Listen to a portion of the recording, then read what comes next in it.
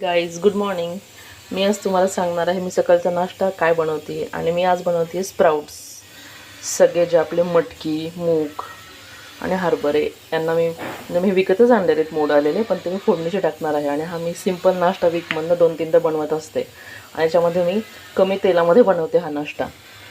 तर तुम्ही बघू शकता मी कुकर ठेवला आहे. कुकरमध्ये एक शिट्टी काढते आणि ते सॉफ्ट होतं, पचण्यासाठी पण हलकं असतं.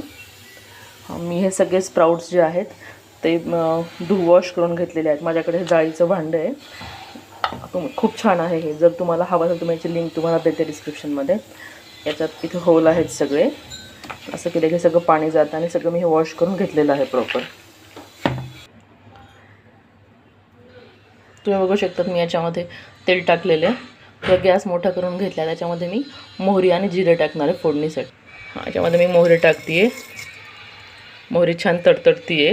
याच्यात मी मस्त जिरं टाकलं, ते पण छान तडतडतं आहे. आणि मोहरी जिरं तडतडलं की मी मस्त कढीपत्ता टाकते आहे. याच्यामध्ये मी आता भाजलेले शेंगदाणे पण टाकते आहे.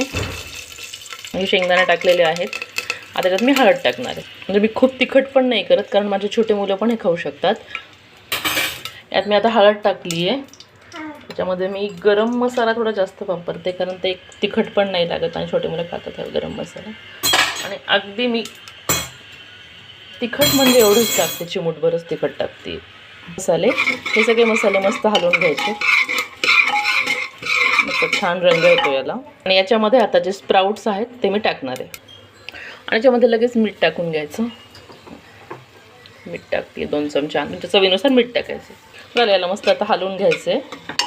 हे मी एकदम सोप्या पद्धतीने हा स्प्राउटचा नाश्ता बनवते, कारण मला छोटं बाळ पण आहे. ते कधीही झोपेतून उठतं. आता पण सध्या ते उठलेलं आहे, तर मला खूप वेळ नसतो. आणि मी कांदा जो आहे तो वरून बारीक कट करून घेते जेव्हा प्लेटमध्ये घेतो तेव्हा. तर तुम्ही फोडणीत पण टाकू शकता, ऑप्शनल. तुम्ही टोमॅटो पण टाकू शकता फोडणीत, पण माझ्या घाईमुळे आणि बाळामुळे मी ते टाकत नाही. मी फास्ट आणि हेल्दी ब्रेकफास्ट बनवण्याचा माझा प्रयत्न असतो, म्हणून मी या पद्धतीने करते. आता यात थोडंसं पाणी, थोडंसं या स्प्राउट्सच्या वरती येईल असं पाणी टाकायचं. त्याच्या अंदाजे मी 1 ग्लास भरून पाणी घेतलेलं ते मी टाकते. खूप काही पाणी टाकायची गरज नाही आहे. जर तुम्हाला थोडंसं हवा असेल तर तुम्ही टाकू शकता. मी काही खूप नाही टाकत. ठीक आहे, एवढं बस पाणी. मी थोडं अजून टाकलं, मला असं कमी वाटलं. तर मस्त हलवून घ्यायचं आणि कुकरचं झाकण लावून टाक. आता मी कुकर सुरू केलेला आहे आणि गॅस मोठा केला आहे. तर मोठ्या गॅसवरती एक शिट्टी करून घ्यायची. आणि ती शिट्टी झाली की एक 2-3 सेकंड ठेवून गॅस बंद करून टाकायचा.